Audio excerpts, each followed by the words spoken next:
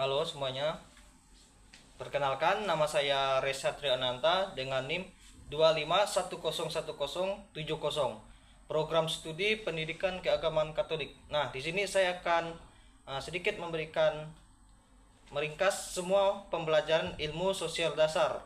Nah, pertama, next.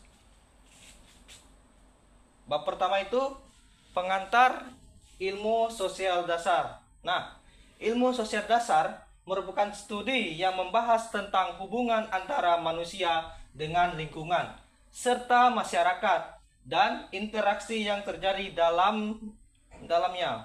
Manusia memiliki peran penting dalam kemajuan ilmu sosial dasar. Oleh karena itu, penting untuk memahami hubungan antara manusia dan ilmu sosial dasar agar dapat mencapai kualitas hidup yang lebih baik.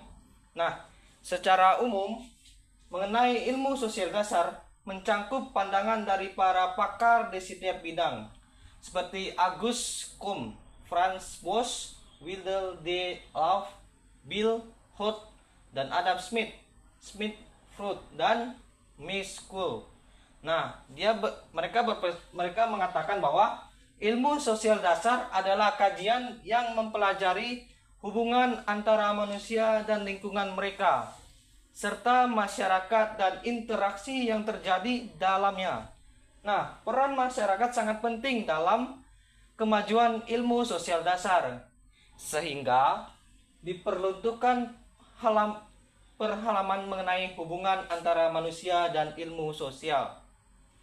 Untuk itu, mencapai kualitas hidup yang lebih baik, tujuan dari ilmu sosial dasar adalah untuk menjelaskan berbagai fenomena yang terjadi di dalamnya.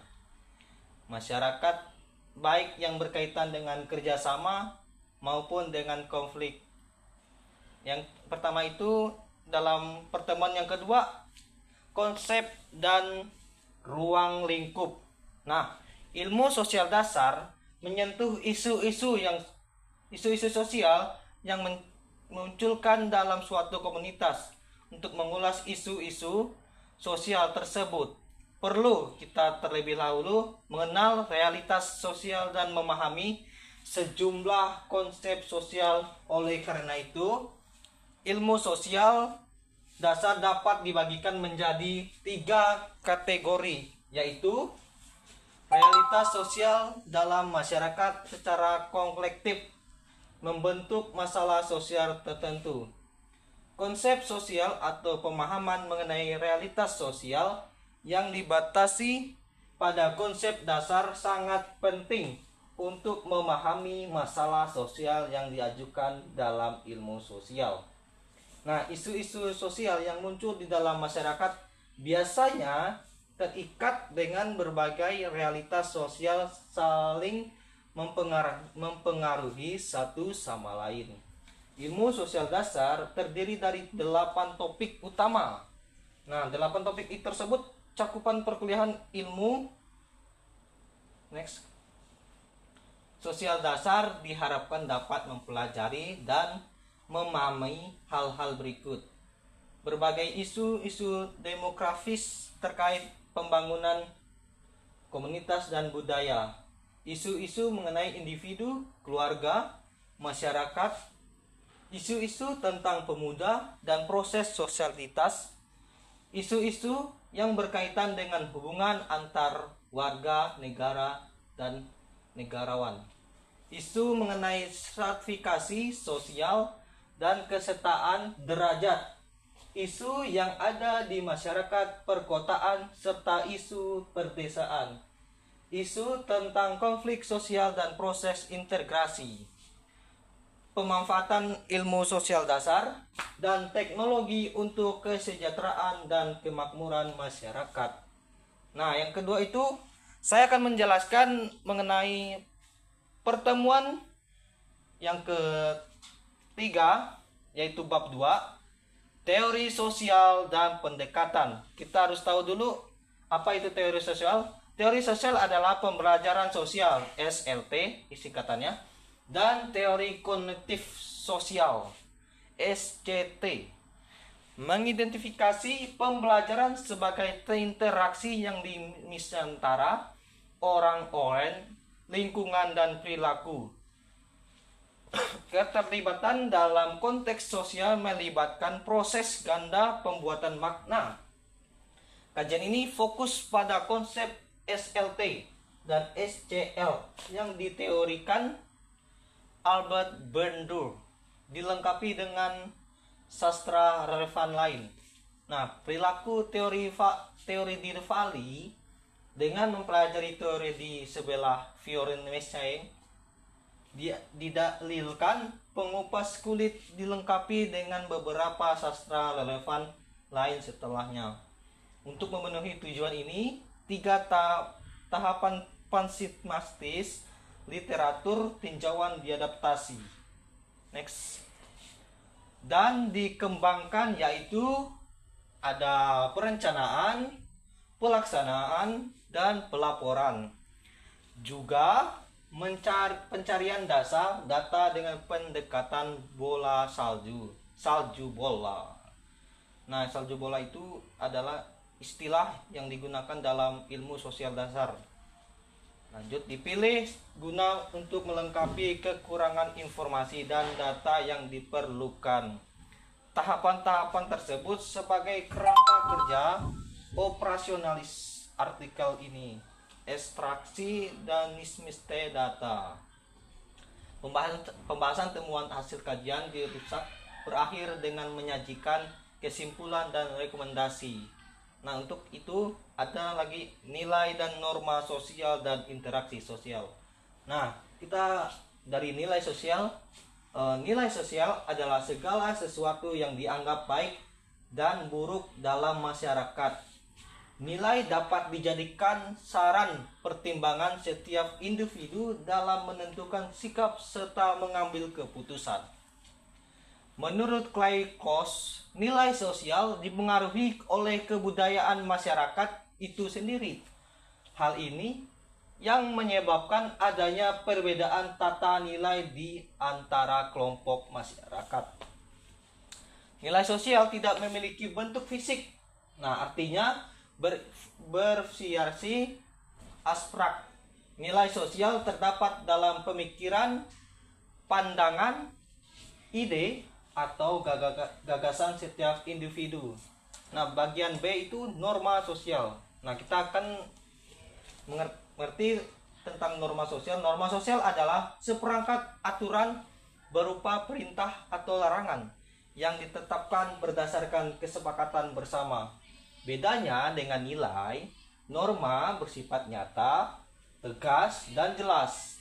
Pelanggar norma akan diberi hukum atau sanksi. Tentu, norma yang ada di masyarakat merupakan bentuk penerapan dari nilai yang dianut oleh masyarakat tersebut. Yang C itu interaksi. Nah, kita harus tahu juga interaksi sosial adalah hubungan timbal balik antara individu dengan individu maupun kelompok atau kelompok dengan kelompok lainnya. Menurut Glynn, interaksi sosial adalah suatu hubungan sosial yang dinamis antara individu dengan individu lainnya atau dengan kelompok atau hubungan antar kelompok. Hubungan ini dapat terjadi karena pada dasarnya manusia adalah makhluk sosial yang tidak bisa hidup tanpa orang lain. Pertemuan selanjutnya, nilai, norma sosial, serta metode penelitian dalam ilmu sosial dasar. Dalam menyampaikan nilai dan norma sosial, ada beberapa metode untuk menganalisis peran tersebut.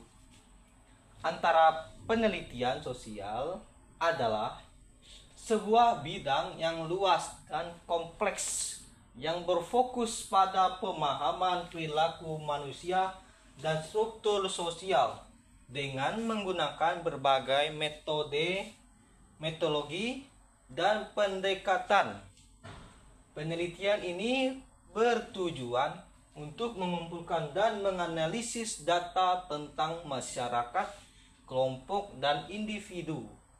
Ini semua mencangkup berbagai disiplin ilmu seperti sosiologi, antropologi, psikologi, ilmu politik, dan ekonomi, masing-masing dengan perspektif dan tekniknya sendiri.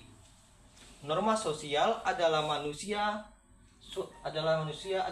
makhluk yang bisa disebut sebagai makhluk sosial dan juga makhluk individu. Manusia dianggap sebagai makhluk sosial karena pada dasarnya manusia tidak memenuhi kebutuhannya sendiri. Nah, metode penelitian dapat dilakukan atau menggunakan pendekatan kuantitatif atau pengumpulan data yang bertujuan agar setiap permasalahan sosial yang terjadi di kalangan masyarakat bisa terbaran dan mudah dikumpulkan dan menarik kesimpulan secara tepat. Contoh analogis, studi kasus kekerasan terhadap anak di bawah umur oleh orang tuanya. Ini menjadikannya kajian untuk memahami apa yang terjadi, atau dalam diagram sumber jurnal mengenai presentasi kekerasan orang tua kepada anak. Untuk sesi selanjutnya itu tentang kebudayaan. Nah, kita harus tahu dalam kebudayaan, dalam pengetahuan ilmu sosial dasar, kebudayaan dalam masyarakat menjadi tolak ukur dalam memastikan makhluk sosial juga mempunyai kebudayaan yang berbeda. Tentu sangat berbeda karena kita semua orang Indonesia berbeda-beda tapi tetap satu. Kebudayaan ada karena manusia menciptakannya. Nah, itu mutlak diciptakan oleh manusia itu sendiri. Peter L. Berger 1990 yang menyebutkan sebagai dialektika fundamental terdiri dari 3 tahap eksternal, tahap objektivitas, dan tahap internalisasi. Kebudayaan mempunyai manfaat yang sangat besar bagi manusia. Eksternalisasi tahap di mana manusia mencurahkan diri kepada dunia melalui aktivitas fisik dan mental yang menciptakan makna institusi sosial. Objektivasi adalah tahapan di mana aktivitas manusia diciptakan sesuatu yang berada di luar diri mereka, yang kemudian menjadi realitas yang terpisah dan objektif. Next. Internalisasi adalah tahapan akhir di mana individu mempelajari dan berinteraksi realitas sosial yang telah diciptakan oleh masyarakat dan orang lain, yang membentuk identitas dan kesadaran mereka. Yang selanjutnya adalah sesi ke-8, struktur sosial. Nah, struktur atau yang biasa dipahami sebagai susunan berasal dari bahasa Latin, yaitu struktum, atau di dalam bahasa Indonesia yang berarti menyusun. Struktur sosial adalah tatanan di dalam masyarakat yang menunjukkan keterhubungan antara peran atau status seseorang dengan orang lainnya. Pengertian ini berarti struktur sosial adalah cara mengelompokkan masyarakat berdasarkan peran dan status masing-masing. Semua orang memiliki peran, status, kewajiban yang saling terhubung satu dengan yang lainnya. Struktur sosial di dalam sosiologi memiliki fungsi untuk membangun interaksi di dalam masyarakat atau kelompok tertentu. Struktur sosial memproses masyarakat dan menyatukan perbedaan agar masyarakat bisa hidup berdampingan dengan harmonis. Menurut para ahli, yaitu saya ambil dari salah satu tokoh, menurut George Home, struktur sosial adalah suatu yang menyangkut individu untuk menyesuaikan diri dengan norma yang berlaku di dalam masyarakat. Sementara menurut Suarjono Suarkarto, struktur sosial adalah hubungannya antara posisi dan peran seorang individu atau kelompok yang ada dalam masyarakat tertentu. Nah, untuk sesi pertemuan yang selanjutnya itu lembaga sosial.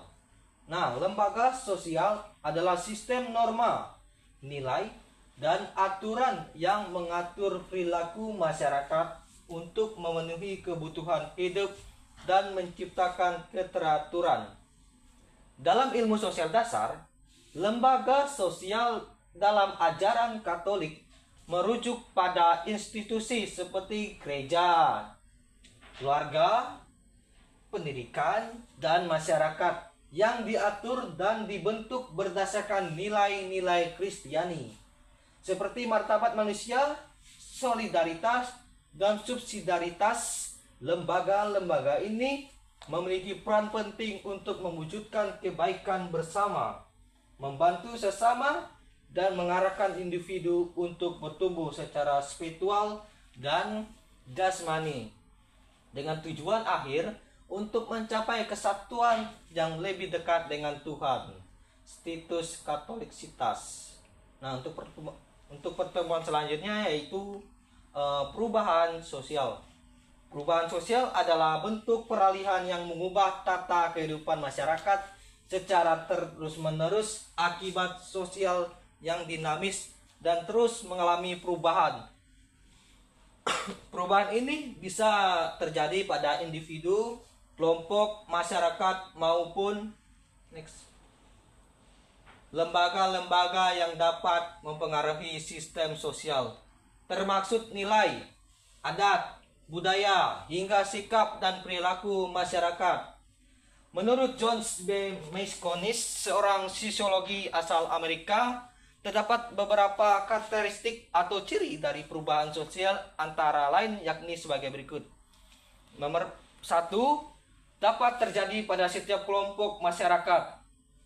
Perubahan sosial dapat terjadi pada setiap kelompok masyarakat, baik masyarakat perkotaan maupun masyarakat perdesaan. Namun, hal yang membedakan adalah laju serta tantangan dari perubahan sosial yang terjadi. 2. Beberapa perubahan sosial dianggap lebih penting. Beberapa perubahan sosial dapat dianggap lebih penting dibandingkan perubahan sosial lainnya. Penting atau tidaknya, suatu perubahan sosial dapat dilihat dari pengaruh atau dampak yang ditimbulkan. Contohnya yaitu terjadinya pandemi COVID-19 yang dianggap lebih penting dibandingkan perubahan sosial lainnya. Seperti yang sosial atau tren sosial lainnya yang sempat viral. 3. Dapat direncanakan dan tidak direncanakan. Perubahan sosial dapat dibedakan menjadi perubahan yang direncanakan dan tidak direncanakan. Untuk membedakan antara keduanya, dapat dilihat dari adanya andil masyarakat dalam menciptakan suatu perubahan. Perubahan sosial yang tidak direncanakan merujuk kepada perubahan yang terjadi di luar kuasa manusia, seperti adanya bencana alam atau pandemi. Nah, sedangkan perubahan sosial yang direncanakan merujuk pada perubahan yang terjadi dengan adanya campur tangan manusia. 4. Sering menciptakan kontroversi. Perubahan sosial dianggap sering menciptakan kontroversi karena umumnya akan ada pihak yang pro pada perubahan, namun ada juga pihak yang pihak kontra. Kemudian antara pihak pro dan pihak kontra seringkali terlibat dalam perdebatan. Terdapat beberapa teori perubahan sosial yang perilaku kamu pelajari, yaitu teori linear, teori siklus, teori fungsional, teori konflik, dan teori gerakan sosial. Nah, yang pertama itu teori linear. Teori linear disebut juga sebagai teori perkembangan atau teori evaluasi. Dalam teori linear, perubahan sosial dikatakan sebagai perubahan proses yang terjadi dalam waktu yang cukup panjang, relatif lambat, serta mengarah pada tujuan tertentu. Artinya, tidak ada perubahan sosial yang datang dengan sendirinya. Teori lain menggambarkan bahwa perubahan sosial berbentuk pola yang memanjang dan menuju ke tahap paling terkini. Contoh teori linear yaitu pada zaman primitif, masyarakat hidup tanpa mengenal adanya adat istiadat. Kemudian sering berjalannya waktu, mereka mulai membentuk dan mengenal adat istiadat. Namun, saat ini terdapat adat istiadat yang sudah mulai ditinggalkan dan digantikan dengan kebudayaan baru yang lebih modern. 2. Teori siklus. Menurut teori siklus, perubahan sosial adalah sebuah proses yang berulang. Artinya perubahan yang terjadi di masa sekarang bisa memiliki kesamaan dengan apa yang pernah terjadi di masa lampau. Pada teori ini, perubahan sosial dianggap dengan garis berputar, namun tetap mengarah kepada tahap yang paling terkini. Contoh teori siklus misalnya gaya berpakaian atau fashion ala tahun 80-an dan 90-an yang kembali menjadi tren di masa sekarang. Bab 3, masalah sosial, agama, dan nilai Katolik dalam membentuk solidaritas sosial. Masalah sosial, agama, dan nilai Katolik memainkan peran penting dalam membentuk dan memperkuat solidaritas sosial melalui penanaman nilai-nilai moral, keadilan, dan kasih, serta mendorong keterlibatan aktif dalam mengatasi ketidakadilan. Peran masalah sosial dalam solidaritas. Masalah solidaritas seperti kemiskinan, ketidakadilan ekonomi, dan diskriminasi dalam kerusakan lingkungan berfungsi sebagai katalistor yang menuntut adanya respon kolektif. Ajaran sosial Katolik atau yang kita singkat ASK muncul sebagai tanggapan terhadap masalah-masalah ini, mengajak umat untuk tidak hanya bersimpati tetapi terlibat aktif dalam perubahan sistematik yang terdampak positif bagi masyarakat luas. Peran agama Katolik dalam solidaritas.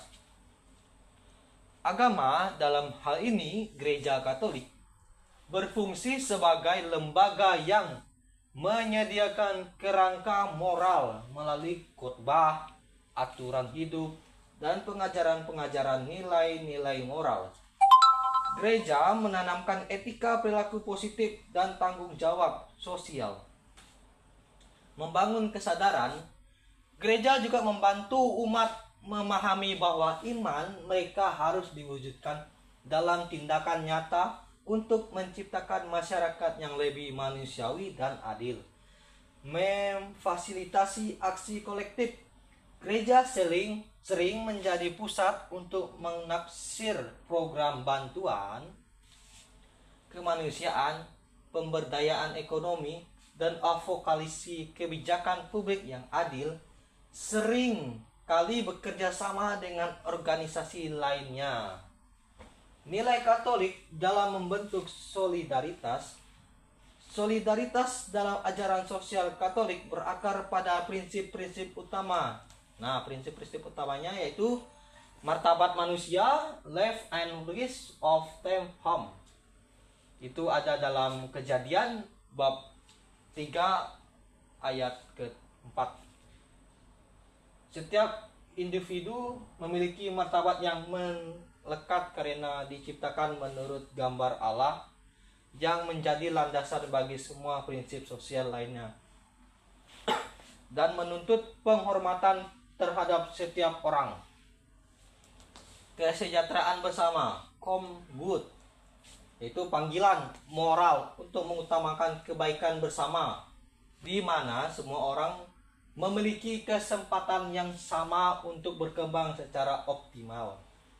Solidaritas atau solidit dianggap sebagai kebajikan moral dan prinsip sosial.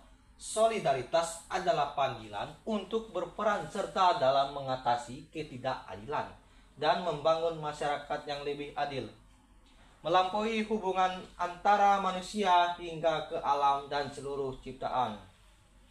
Subsidiarity, prinsip yang menekankan peran penting individu dan komunitas lokal dalam menyelesaikan masalah mereka sendiri dengan dukungan dari tingkat yang lebih tinggi bila diperuntukkan.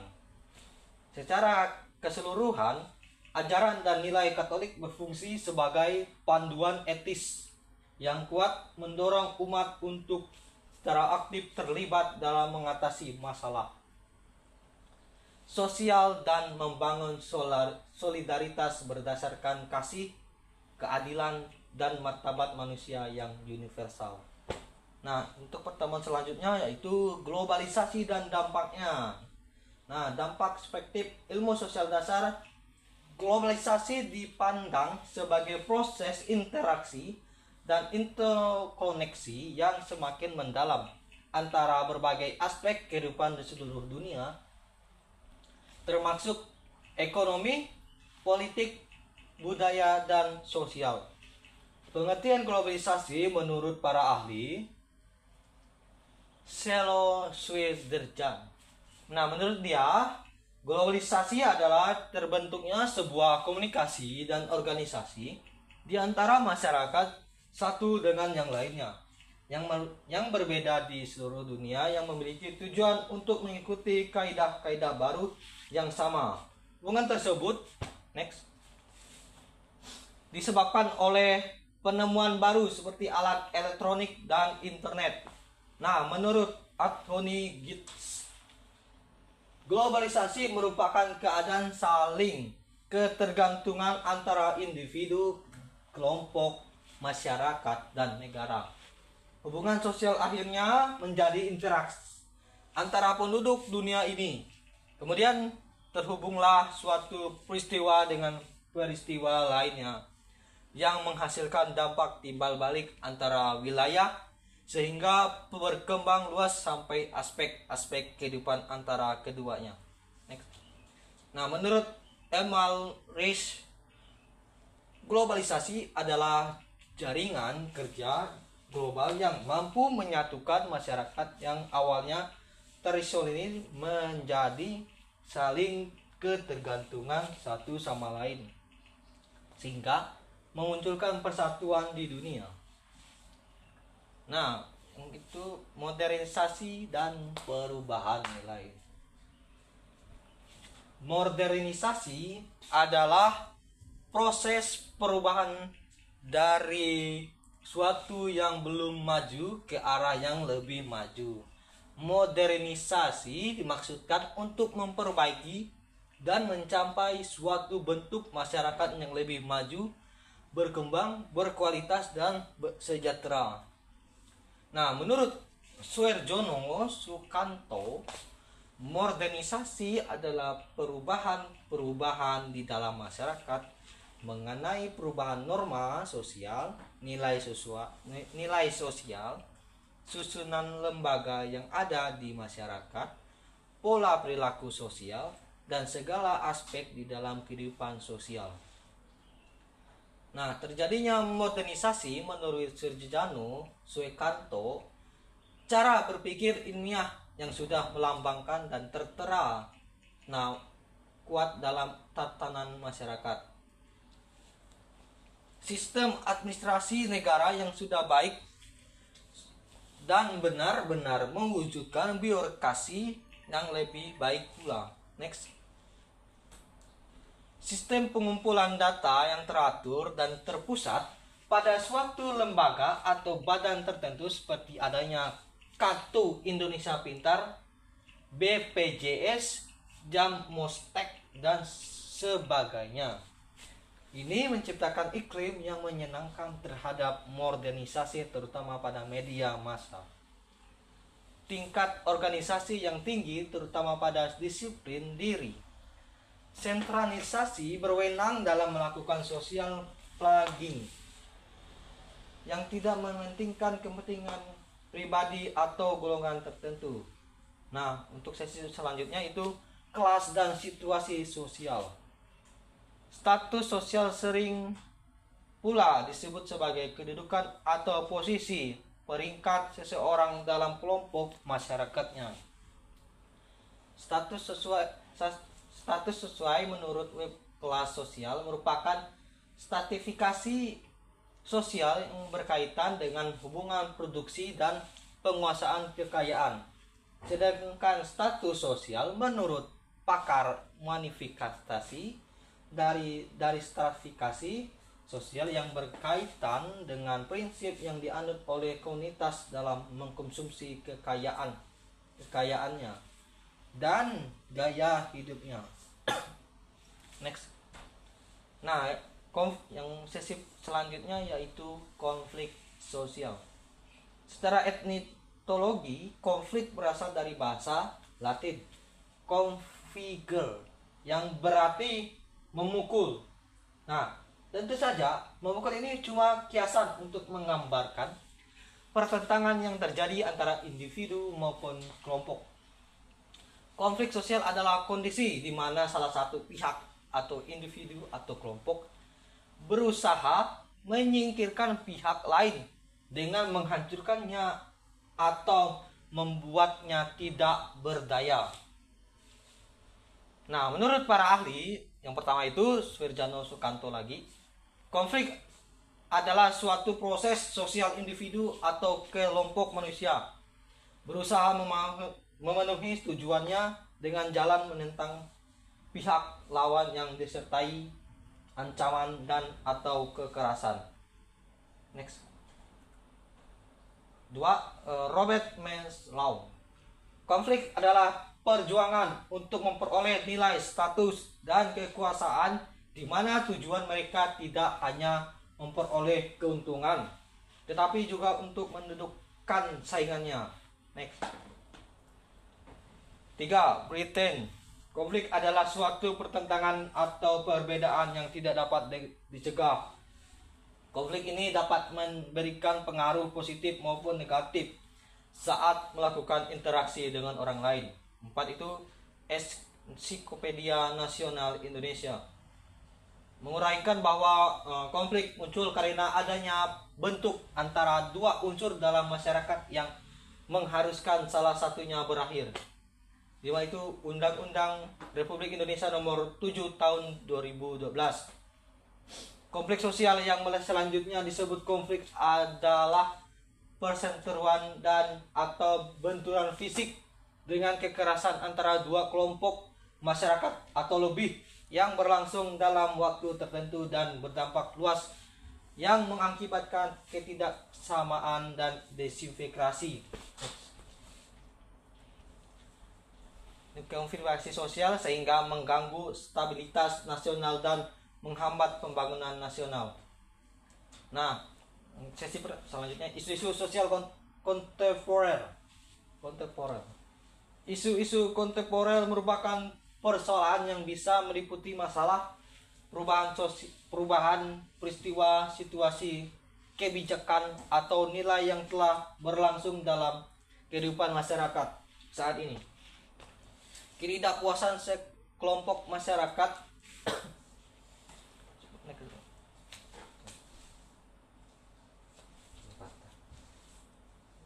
Nah, contoh masalah sosial yaitu kemiskinan, pengangguran, ketidaksetaraan pendidikan, kesenjangan ekonomi, diskriminasi rasial dan etnis, ketidaksetaraan gender, kekerasan dan kejahatan.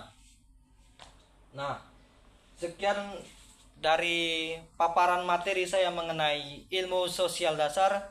Semoga membantu dan memberikan manfaat untuk kita semua. Sekian dari saya, terima kasih.